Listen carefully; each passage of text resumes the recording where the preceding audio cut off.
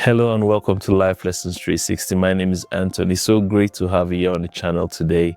Here at Life Lessons 360, we go ahead and talk about great and powerful stories that enable you not just to thrive, but excel in every area of your life, be it physically, mentally, or more importantly, spiritually too. Here today, we're going to be talking about something that occurred to me a few days ago.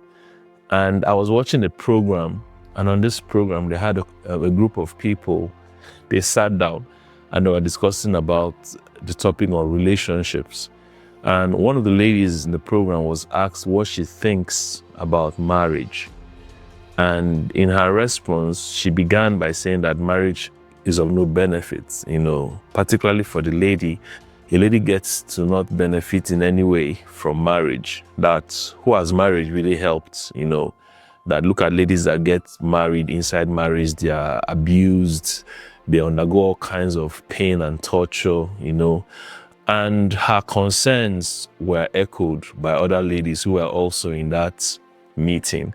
But what occurred to me was, at first, I thought to myself, I was like, why is it that many a times when people are asked questions pertaining any related topic, that the first response they have is that they begin to point towards things that are negative, and it became a concern. So I tried to do some study on it, and I realized that human beings don't tend to appreciate reality as it is.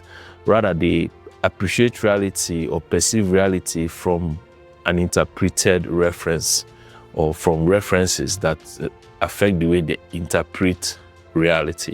And so I started asking myself, what exactly are references? Now, references could be stories, they could be experiences, they could even be observations and narratives. Now, these narratives mustn't necessarily be personal.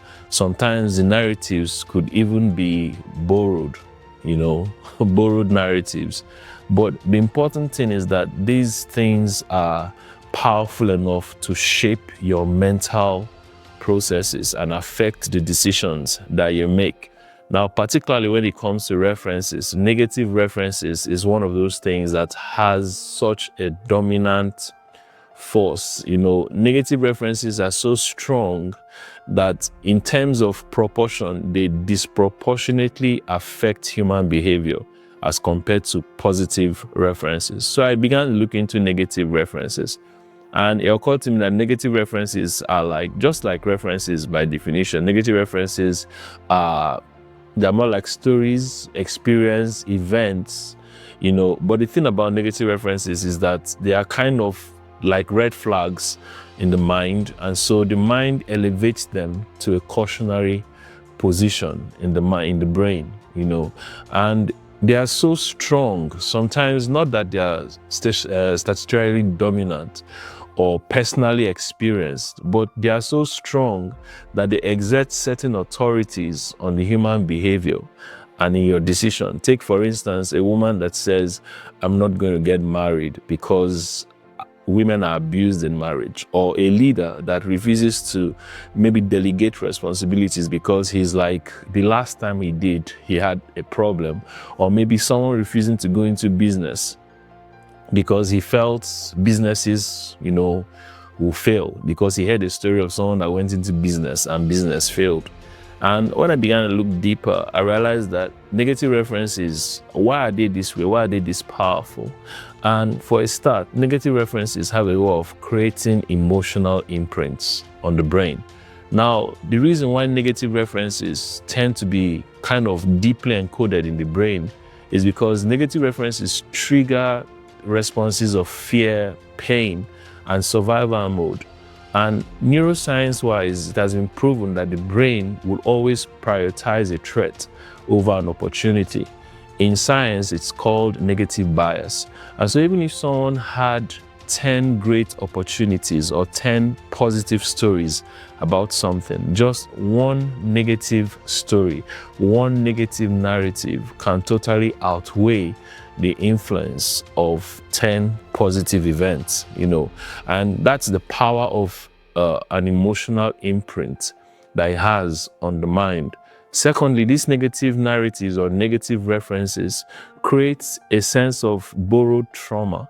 Sometimes, in many cases, many of the things that people experience are second-hand narratives. They are not necessarily first-hand per se. But the thing about the brain is that the brain cannot distinguish between what is a lived pain and what is an imagined pain. And so everything is just pain to the brain. And so the thing about the brain is that over time, emotional narratives that are repeatedly discussed or repeatedly focused upon becomes a perceived reality. It becomes your reality. The way you look at it is just, this is my reality, you know. And thirdly, one of the things that people experience also is a false sense of generalization. Everything is just overgeneralized.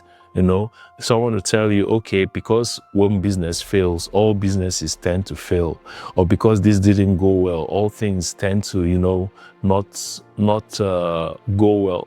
And so there's this whole idea. And while I was pondering on this, when I realized when I was watching the events that was unfolding in the program, one of the thoughts that came to my mind was what the Bible says in Philippians 4 verse 8. I'll read it, I'll kind of look at it in 3 different versions, and it's quite interesting. The King James Version says, whatever is true, whatever is noble, whatever is right, whatever is pure, whatever is lovely, whatever is admirable, if there's any excellence or praiseworthiness, think on those things. Now, I looked it up in the TPT version. It says, keep your thoughts continually fixed on all that is authentic and real and honorable and admirable, beautiful and respectful, pure and holy, merciful and kind. And then I also looked it up in the Message version of the Bible. The Bible says, summing it up, my friends, I say to you, do your best to fill your minds and meditate on things true, noble, reputable, authentic, compelling, gracious, the best, not the worst, the beautiful, not the ugly, things to praise and not things to curse. Now, it's not that there's a denial of evil. It's just that there is disciplined cognition. You know, you take your time to discipline the things that you focus on so that it doesn't become your perceived narrative. Now, faith in this context is not blind optimism. It's just intentional narrative selection. And so when I looked at the program, I started asking myself, why is it that many times when you ask someone a question about something or any topic at all, the impulse could also be positive. Like, wow, look at these great people. I want to do this because this is how this person succeeded. I want to do this because this is how this person is doing it great. In a relationship, we are not fixated on relationships that are not going on well. That's not to say that there are no relationships that are, you know, having some tumultuous times, but it's just that we are deciding intentionally to focus on the things that are great, the things that are beautiful, because somehow at the end of the day, they build systems in our brains. And before you know it, over a period of time, you know, it becomes something else. Let's kind of start having or thinking of having positive narrative, positive references. Make it an intentional thing. If other people are saying one thing that is negative, make up your mind that my narrative or my reference will be positive. Now, I must say that avoiding negative references in entirety is not an intelligent thing to do. There's a need, of course, to observe, or there's a need to okay, these things can be negative. But what we're trying to achieve here is contextual intelligence.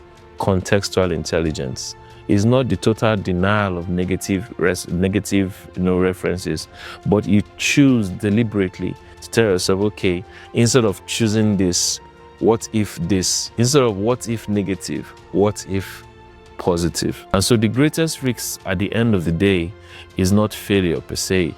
The greatest risk is allowing the power of fear to veto your personal destiny. That's what we need to avoid. God bless you.